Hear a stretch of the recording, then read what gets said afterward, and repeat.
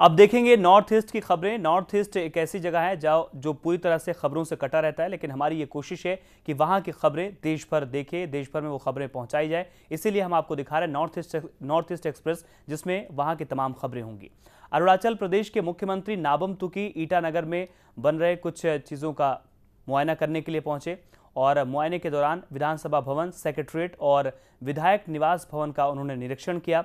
इस दौरान मुख्यमंत्री के साथ स्थानीय विधायक और यूडी टाउन प्लानिंग के संसदीय सचिव Techi Kaso, chief secretary Ramesh Negi, PWD commissioner Ganesh Koyu और प्लानिंग सेक्रेटरी सोनम चौम्बे भी मौजूद रहे। आपको बता दें, 2010 में शुरू हुए इस प्रोजेक्ट को 2012 में ही पूरा होना था, लेकिन 2014 तक काम पूरा नहीं हो सका है। काम में हो रही देरी को लेकर मुख्यमंत्री गंभीर चिंता में है। उन्होंने नाराजगी भी अपनी जाहिर की और उन्होंने अधिकारियों को फटकार लगाते हुए काम को जल्द से जल्द पूरा करने के निर्देश दिए। हम आपको बता दें, फिलहाल सिर्फ सिविल सचिवालय तक ही काम फाइनल हो पाया है।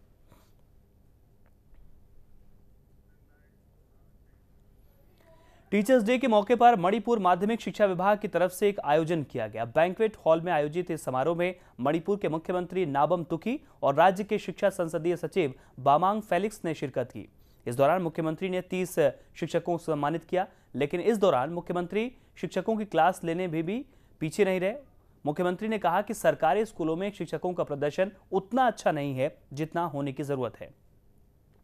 शिक्षा क्षेत्र के संसदीय सचिव बामांग फेलिक्स ने भी शिक्षकों को संबोधित किया। वहीं टीचर्स डे के सेलिब्रेशन से पहले पापुम पारे के डिप्टी कमिश्नर मीगे कामकी ने कई स्कूलों का दौरा किया और कार्यक्रम आयोजित किए।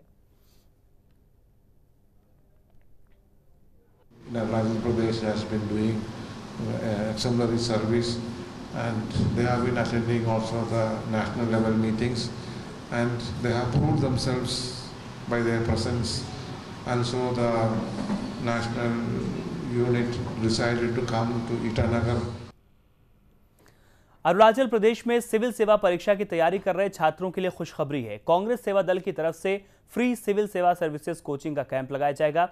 कैंप की शुरुआत अगले हफ्ते से होगी। कांग्रेसी सेवा दल के चीफ ऑर्गेनाइजर कीपा काहा का कहना है कि सितंबर में होने वाली एपीसीएस की मुख्य परीक्षाओं के लिए जो छात्र कोचिंग नहीं ले सकते हैं, उनके लिए अरुणाचल शिक्षा सेवा अभियान कैंप का आयोजन किया जा रहा है। ये कैंप ईटानगर और नाहरलगन में आयोजित किया जाएगा।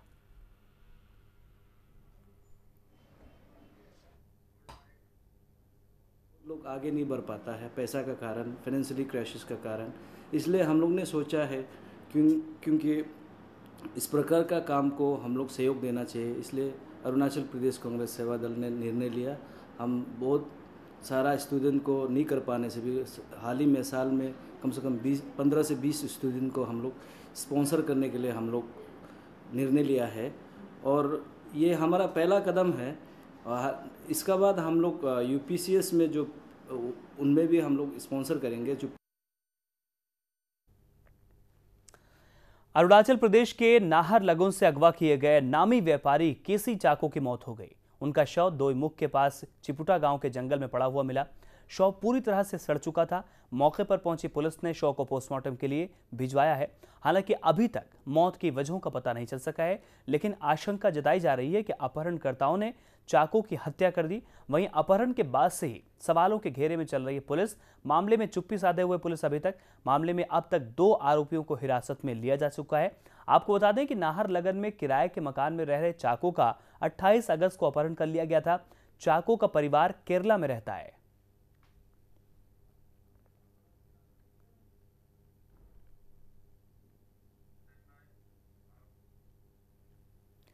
दिल्ली के जंतर मंतर पर शुक्रवार को मणिपुर के प्रदर्शनकारियों का धरना हुआ। प्रदर्शनकारी मणिपुर के ट्राइबल एरिया में विशेषाधिकार को लेकर लागू करने को मांग कर रहे थे। संविधान के 6ठे शेड्यूल में संशोधन की मांग कर रहे हैं। प्रदर्शन में ऑटोनॉमस काउंसिल के लोग शामिल थे। दरअसल चूरा, चंदपुर, चंदेल, सदर हिल्स, सेनापति उखरूल और तेमेंगलोंग में विशेषाधिकार लंबे अरसे से जद्दोजहद चल रही है। केंद्र में मोदी सरकार बनने के बाद इन लोगों को मांगे पूरी होने की उम्मीद जगी है। ऑटोनॉमस डिस्ट्रिक्ट काउंसिल चूरा चंदपुर के चेयरमैन लॉन्ग खान पाओ जूटे ने कहा है कि ये मामला पुराना है और हमें उम्मीद है कि केंद्र सरकार इसे जल्द से जल्द सुलझाएगी। मोदी सरकार में नॉर्थ ईस्ट के लिए खास तौर पर मंत्रालय गठित किया गया है और कार्यभार पूर्व मंत्री पूर्व सेना के जनरल वीके सिंह संभाल रहे हैं। Demanding this sixth schedule since 20 years ago. So the tribals of Manipur have not enjoyed the sixth schedule, which is guaranteed by the Constitution of India. So we have been fighting for our rights since many years. So now we have come to central government to look into the matter and hear the problems, the cry of the tribal people in Manipur. Sikkim में athletes के लिए व्यवस्थाओं में सुधार जारी है। खिलाड़ियों के लिए बेहतर फैसिलिटीज उपलब्ध कराई जा रही है। खिलाड़ी भी राज्य के एथलीट एसोसिएशन से काफी खुश नजर आ रहे हैं। राज्य में 2010 में डेयरिंग बुल्स एथलीट क्लब की शुरुआत हुई थी। इस क्लब में सबसे ज्यादा फोकस एथलीट्स पर किया जाता है। नॉर्थ ईस्ट में स्पोर्ट्स लवर की कमी नहीं है। ज्यादातर यूथ स्पोर्ट्स में इंटरेस्ट लेते हैं। उसी को ध्यान में रखते हुए यूथ की स्किल्स को निखारने का काम राज्य सरकार बखूबी कर रही है। इस बात का अंदाजा इसी बात से लगाया जा सकता है कि क्लब की शुरुआत सिर्फ 30 मेंबर्स के साथ हुई थी, लेकिन आज यहां के मेंबर्स की तादाद काफी ज्यादा हो चुकी है। इस क्लब में ट्रेनर्स की क्षमता बढ़ाने के साथ साथ उन्हें पूरी तरह से फिजिकली ट्रेन भी किया जाता है। लंग्स कैपेसिटी अच्छा है, इसलिए यानी ये नेचुरल भी है और इसलिए इंडोरेंस टाइप एथलीट ज़्यादा मिलता है इधर स्प्रिंटर्स से ज़्यादा। अभी फ़िलहाल हम लोग तो थोड़ा बिगिनिंग ही है, वी आर जस्ट बिगिनर। सो अभी 2-3 साल बैठ के बच्चे लोगों के साथ थोड़ा काम करके देखेंगे क्या होगा। has been doing well in organizing school activities, state level activities till date. So more or less like it's still going on. Very recently we had an athletic meet.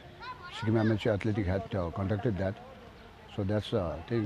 Athletic itself is just not bad as compared to others. Daring Bulls, it has. Arunachal Pradesh के zero जिले में zero valley school के छात्रों ने प्राकृतिक आपदाओं को लेकर जागरूकता रैली निकाली। इसमें लोअर सुबनसिरी जिले के आपदा प्रबंधन विभाग ने भी सहयोग किया। रैली हपोली में बीएसएनएल कॉलोनी से शुरू हुई और मेन मार्केट से गुजरते हुए सुबनसिरी स्टेडियम में जाकर खत्म हुई। रैली में छात्रों के साथ साथ स्कूल के फैकल्टी सदस्यों ने भी हिस्सा लिया। रैली के दौरान छात्रों ने लोगों को आपदा की तैयारियों से संबंधित पर्चे बांटे। जीरो वैली स्कूल के चेयरमैन रूबू तादी ने बताया कि इस रैली का मकसद लोगों के बीच भूकंप, भूस्खलन जैसी प्राकृतिक आपदाओं से होने वाले नुकसान को लेकर जागरूकता पैदा करना है।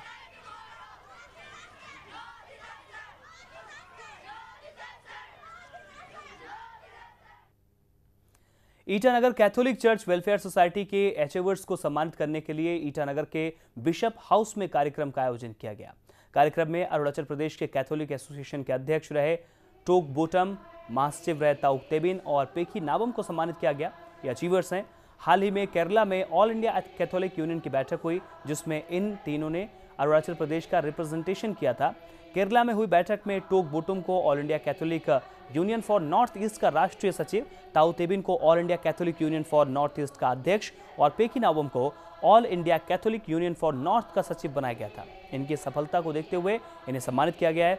वहीं समारोह में कैथोलिक समुदाय के कुछ पुलिस अधिकारियों को भी सम्मानित किया गया। समारोह में अचीवर्स के बेहतर स्वास्थ्य के लिए प्रार्थनाएं भी की गई।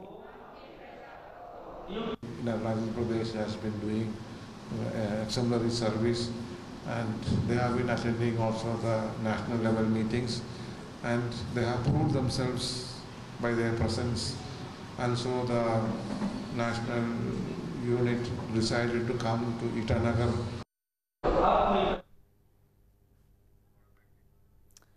तो पुलिस अधिकारियों को भी यहाँ सम्मानित किया गया और कई ऐसे सचिव थे जिन्हें सम्मानित किया गया, जिन्होंने रिप्रेजेंट किया ईटानगर को दूसरी जगहों पर। ऐसे 3 लोग थे जिन्होंने बाहर सचिव स्तर पर ईटानगर के एसोसिएशन को, कैथोलिक एसोसिएशन को रिप्रेजेंट किया।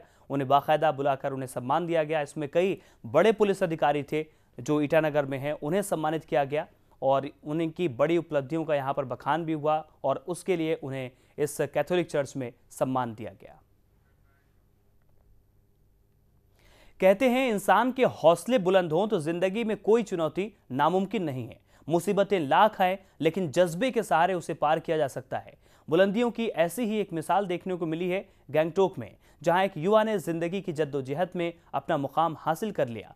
आज ये युवा न सिर्फ सफलता की ऊंचाइयों पर है बल्कि नॉर्थ ईस्ट से युवाओं को भी मंजिल पाने में मदद कर रहा है। देखिए ये रिपोर्ट। हाथों में पेंट ब्रश लिए रंगों की बाजीगरी दिखाते ये हैं तेंजिंग वांगडाक। जितनी खूबसूरत इनकी पेंटिंग्स हैं, उतना ही इंस्पायरिंग है इनके आर्टिस्ट बनने का सफर। सिक्किम के गैंगटॉक में जन्मे तेंजिंग के पेंटर बनने का सफर किसी मिसाल से कम नहीं। बचपन में ही माँ बाप के गुजर जाने के बाद उन्हें बड़ी चुनौतियों का सामना करना पड़ा। जिंदगी की जद्दोजहद में उन्होंने बुद्ध मंदिर में मॉन्क बनकर शिक्षा हासिल की और फिर अपने दम पर बन गए थांका पेंटिंग्स के एक्सपर्ट। पनि एउटा म सिकाउन जान्छु। अझ लोकल पनि मेरो साथीहरू अरू तपाईहरु इन्ट्रेस्ट छ भने चाहिँ म तपाईहरुले फ्रीले सिकाउन जान्छु। आफूले भएको ज्ञान चाहिँ म अर्काले सिकाउनु चाहिँ मेरो यति चाहिँ मेरो इच्छा छ। अब यति मात्र हैन, अझ म यो भन्दा राम्रो भन्न जान्छु। म एउटा मेरो लाइफमा चाहिँ म योमै यो थांगा बनाएर चाहिँ म मेरो लाइफ चाहिँ यही इच्छा छ। म तेंजिंग आज अपनी एक पेंटिंग से 5,000 रुपए से लेकर 1 लाख रुपए तक कमा लेते हैं। तेंजिंग अपनी इस पेंटिंग को इंटरनेट के जरिए दूसरों को भी सिखा रहे हैं। उनकी शख्सियत नॉर्थ ईस्ट के युवाओं के लिए एक रोल मॉडल की बन गई है। Bureau report, news express. North east express पे फिलहाल मेरे साथ बस इतना ही। आगे देखेंगे कुछ और खबरें, बने रहिए हमारे साथ।